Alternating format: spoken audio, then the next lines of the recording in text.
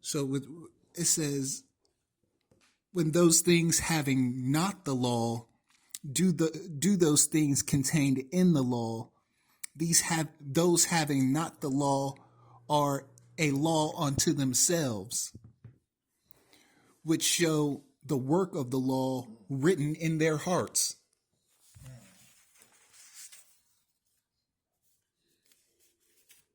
So what's your interpretation of that?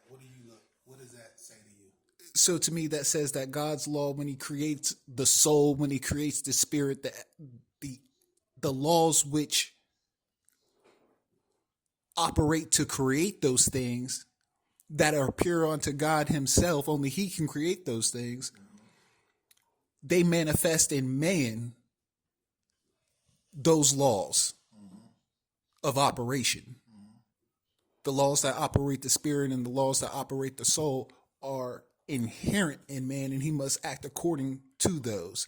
And his consciousness bears witness unto those laws when he is incorrect or in error of them. When he is in rightness or righteousness, or in error or ignorance. Did you say that in the absence of law, it becomes law within itself? Go back to that. When those having not the law do things contained in the law. So without the establishment of law amongst men already acting in accordance with God's law, without it being written, without it being objectively established, codified in statute, in principle, in regulation. Those having not the law do things contained in the law. Those having not the law are a law unto themselves. So in other words, me doing the law brings me into the law. Even though I wasn't in it, the fact that I did it now puts me into the law. In by men who don't have any written law, doing things contained in the written law shows that the law is already written onto their hearts.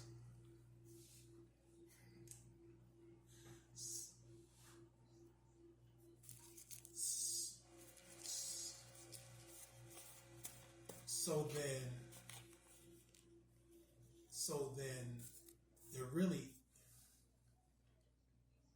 really isn't a true argument to have about law, whether it's written or whether it's in the heart. If you're doing it, it counts, right?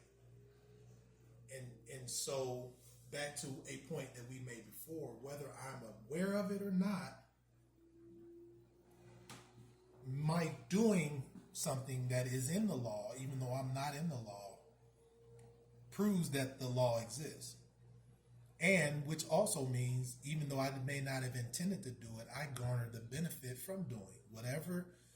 When I operate in the law, I get the benefit that comes from doing so. Of justice.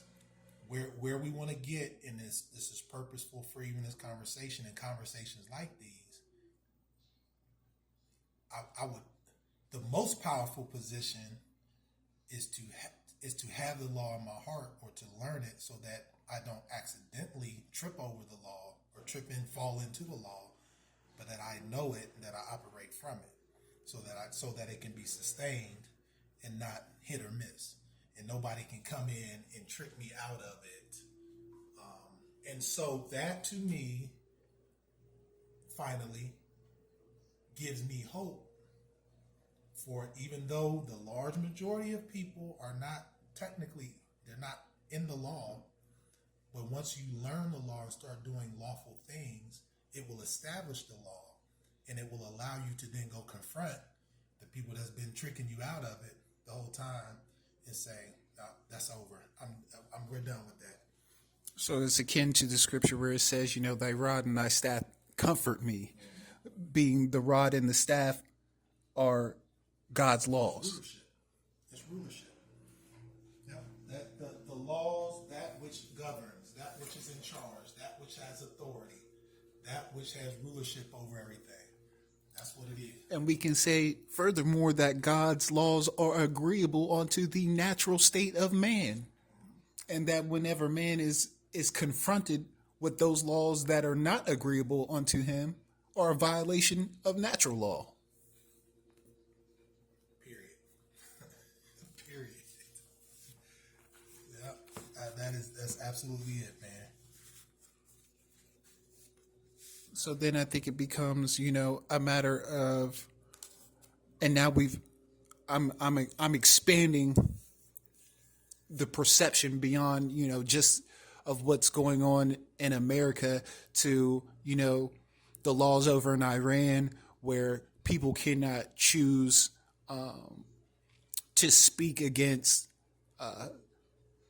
unjust authority in terms of how their liberty is exercised. I think religion is the when we take God's law and formulate it and codify it into a religion, and then we use that religion to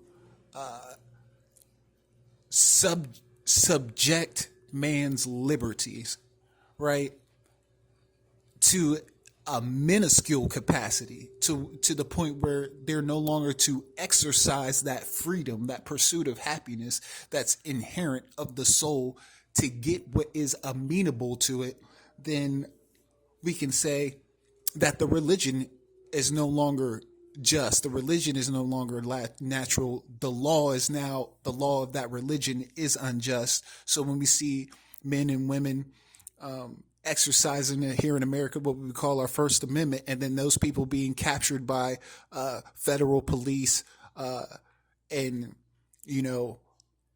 put in the brigade or stoned to death or in any matter, any form, receive capital punishment, we can say that, hey, this is unjust. And it's akin to what Martin Luther King said, that injustice anywhere is injustice everywhere. Because if they do it over there, what's stopping them from doing it over here? What's good for the goose is good for the gander. Right.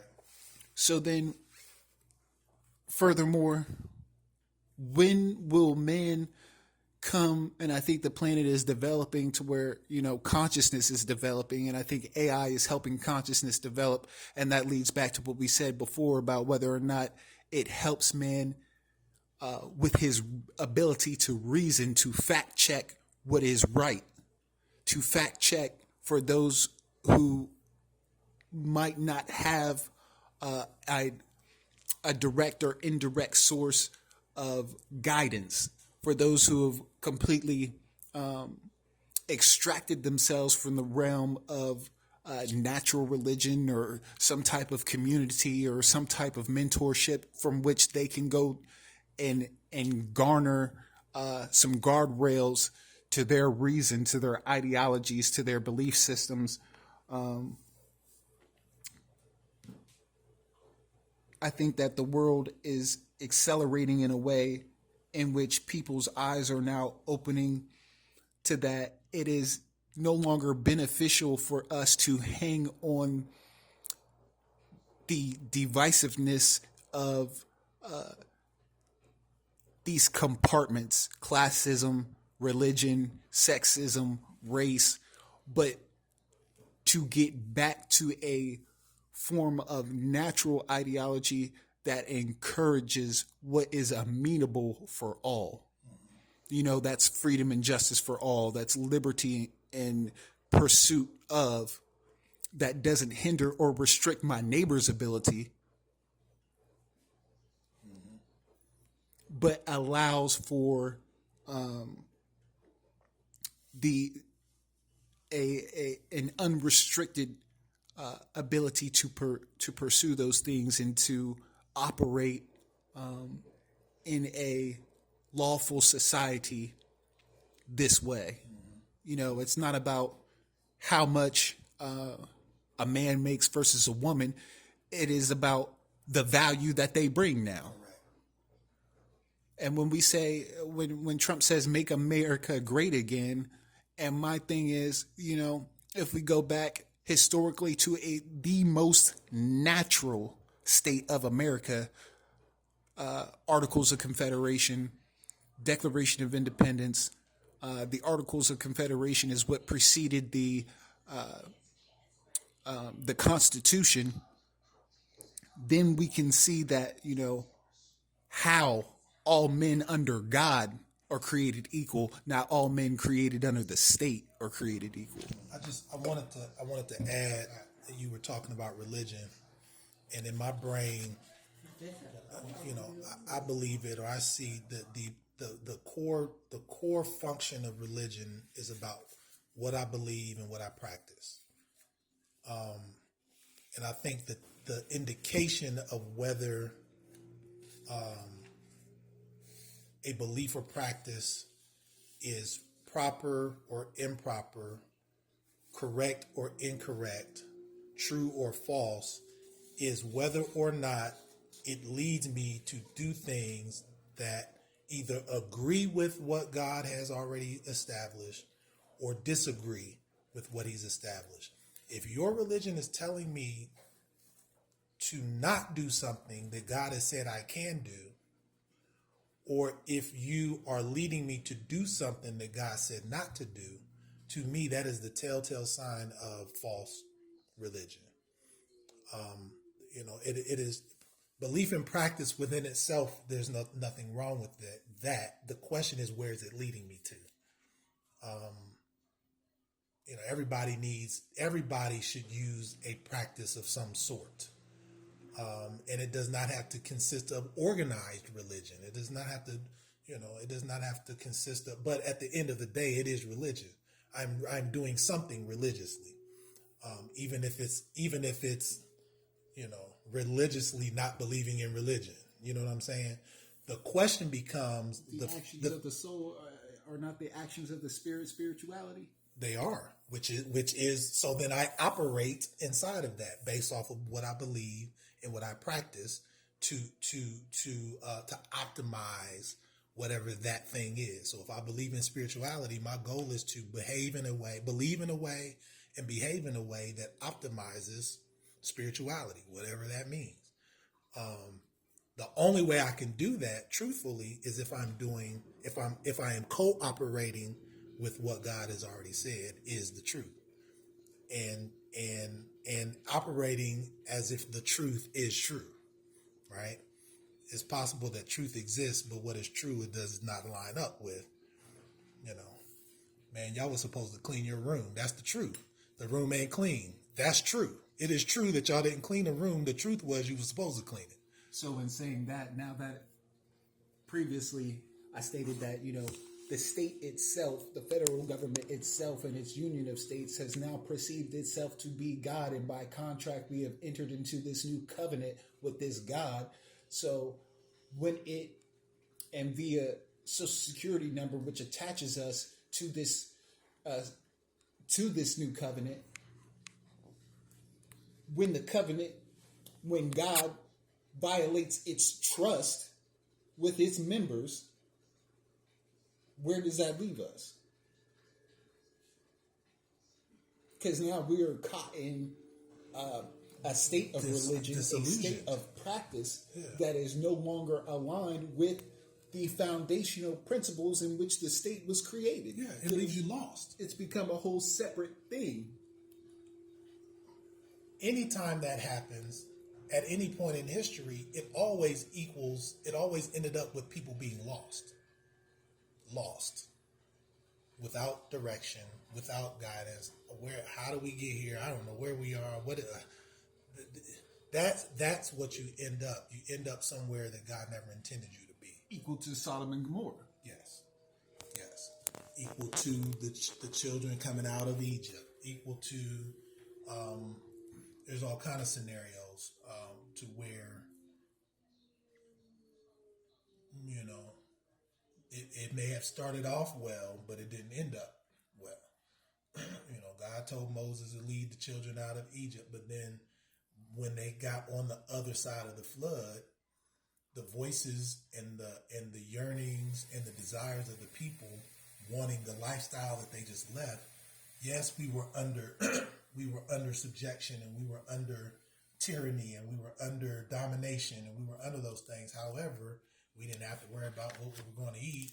We didn't have to worry about this convenience and that convenience. So then it sidetracks. Even though God was providing as He said He would, He provided food, He provided safety, He provided them what they needed to survive. They didn't want that though, because they had been exposed to Pharaoh and what his empire had provided, and that's where we are even today. You know, people still looking to Pharaoh for what he has, even though they know what comes with looking to Pharaoh. It's a headache, and it's a struggle, and it's a challenge, because he gets to say what happens, and not God. I don't care about your God. Yeah. So that you end up lost in the greater scheme of things. So automatically, an education that ensues from a denial of the natural God automatically creates vicious habits, irregular passions, and obfuscation of the mind. Lost, aka lost, aka cloudy, aka I don't know what the heck is going on. Levity, neglect, prejudices, participation frequently in the grossest errors in moral spirituality. Absolutely. So and I see a lot on the internet, you know, because the war won't be televised, it's definitely on social media, the split between, you know, the rest of the world and quote unquote people of color. You know, if everything's going good and great and according to God's will, it's all right because it's all white. For all the injustice that's done when it ain't all right and all white, you know, the denial of the responsibility for those things that are happening because of this alignment with this miseducation versus shifting to a scapegoat. Once upon a time, hey, it was the Jews. Once upon a time, hey, it was the Japanese. And now, this upon a time, it just so happens to be people of color. And to say that, you know, the prejudices of colonial imperialism are the fault of its subjects is what I had said earlier. It can't be the truth because it ensues what is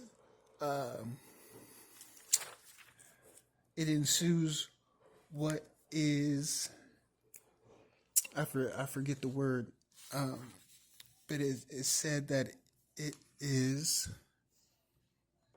It says that it can't be truth because it creates absurdity. It is absurd to think that the ramifications of somebody else's actions that I am separate from become my fault, or the fault of a separate nation. At some point, we have to call a thing, and not be surprised that unrighteous people are telling lies. Like they are unrighteous. It is unrighteous. There's nothing right about it, and so we have to understand that and not be shocked and surprised and taken aback and all disappointed and all of this when a liar lies. That's what unrighteousness does. He's the Satan is the father of lies. He's the father of lies. So if he's lying to you, why are you surprised by that? Why are we shocked by that? And I think that's the point. We want to keep hitting this reset button and resetting our expectations of those that are in charge, and they're only going to do what they do, which is lie. So when you see it, you have to know that that's how that works. That's how it works. It's a lie. And so when those people who are in charge pass legislation to obfuscate their answerability to their conduct, how then do we hold those people answerable and get justice for the actions that they have committed themselves to injustice?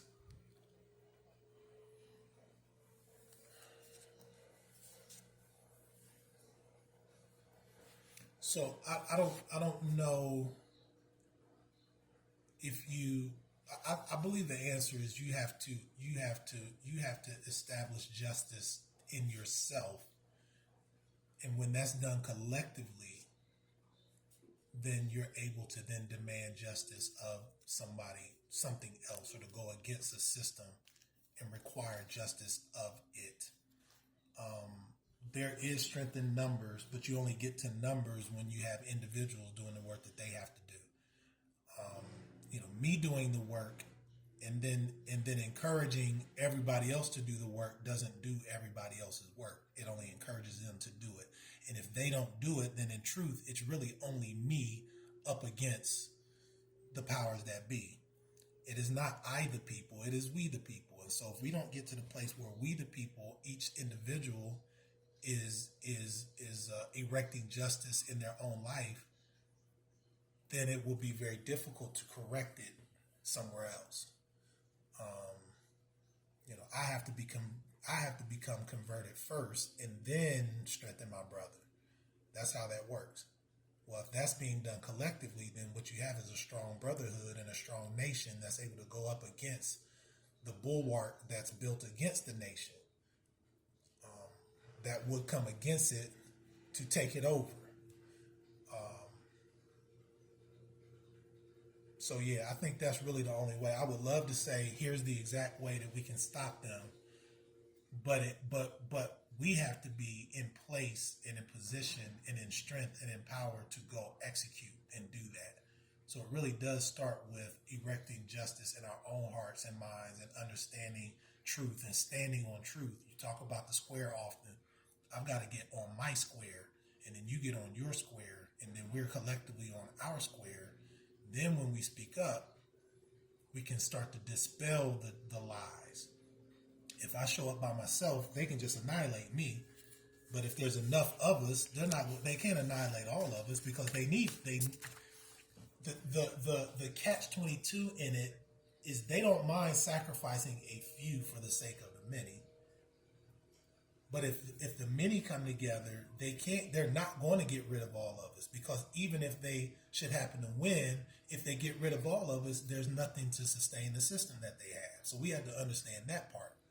So it's about each individual part becoming strengthened, becoming stronger, and unifying, which strengthens the whole, and then stepping up and saying, our challenge in this country and in this culture has been, every time somebody steps up to start that work, here they come to erase them.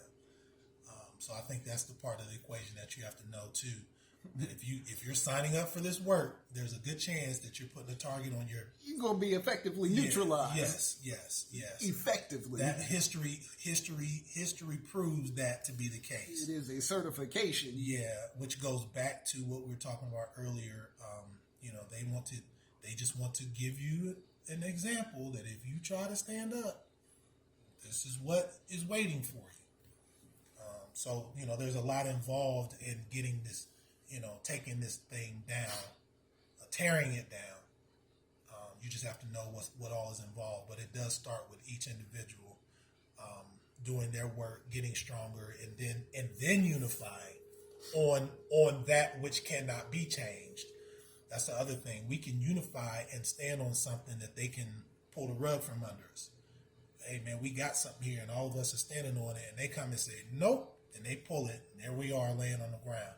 So you got to get back to the truth. You You got to get back to God. You have to get back to natural law. You have to get back to the original.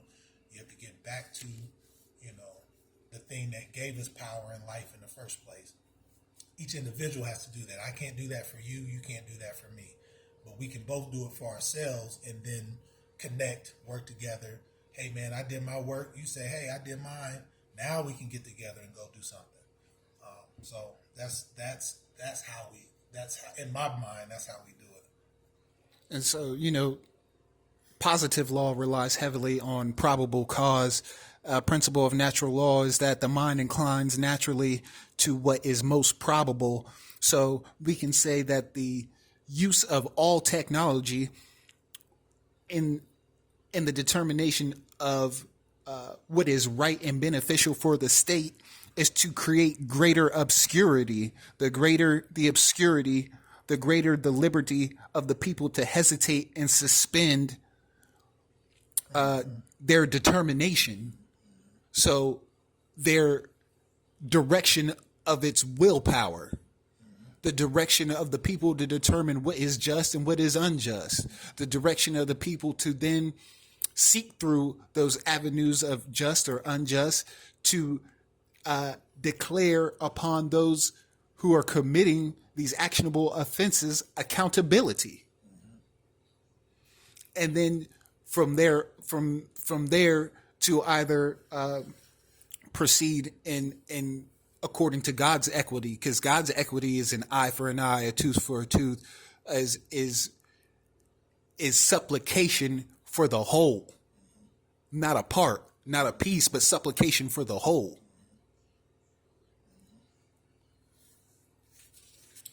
I think a small well, it's not small, but a small illustration of that is understanding what you just said is why people such as the Amish reject to a large degree technology because because of the probability and the chance of it taking us away from it. It doesn't absolutely have to, but then by nature it kind of automatically does. Takes you away from what God gave you to do and what God gave you to use.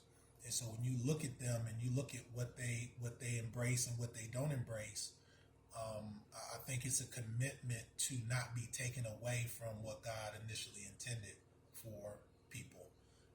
They use a lot of their own, they walk and they ride and they pedal and they have horses and mules and all of those things that are of and from God, to offset and to stay away from this being stolen away, being taken away. So, and I think that what God created, the spirit and the will, in its perfection,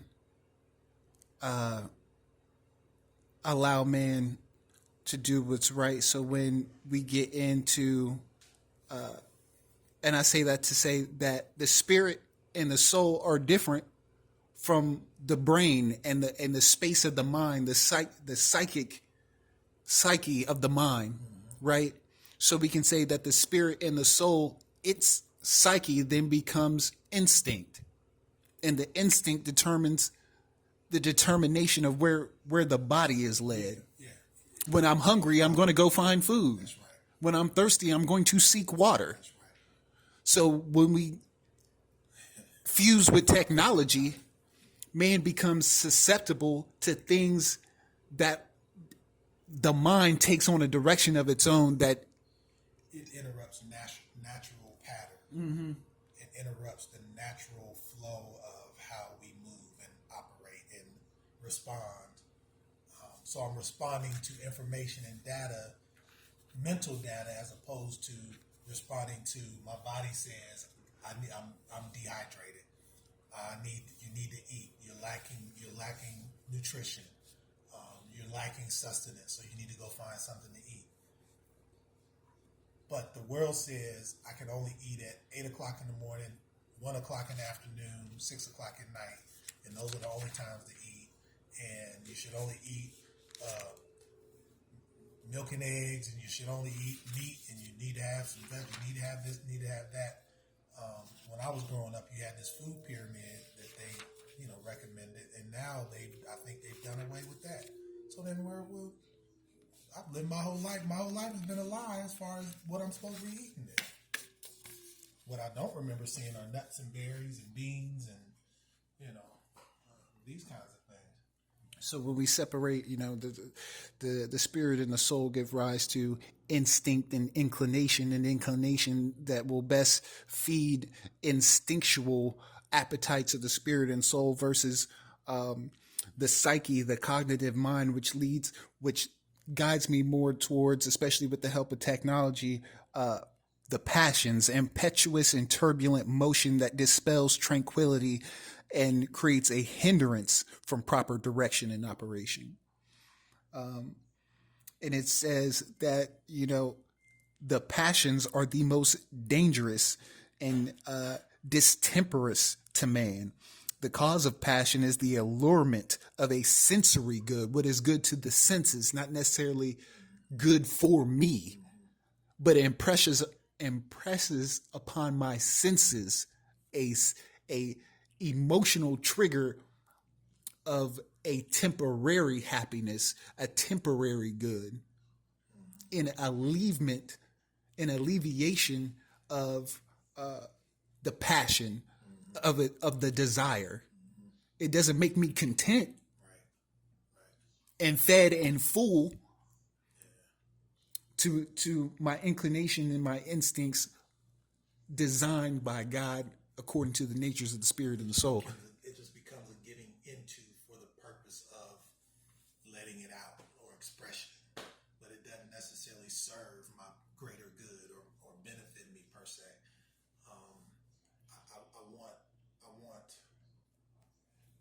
I want my senses tickled or aroused or for the sake of it, just for the sake of that, not for the sake of, better good. I eat sugar because I want to taste something sweet, not because it's going to do my body any good. I need salt because I want salty to taste and to appetite, not to benefit or to health. So, yeah. And so we say that the end all, be all of the will is the preservation, the perfection, a true joyous pleasure, a joyous conveniency to be content in all that I have and content in all that I don't.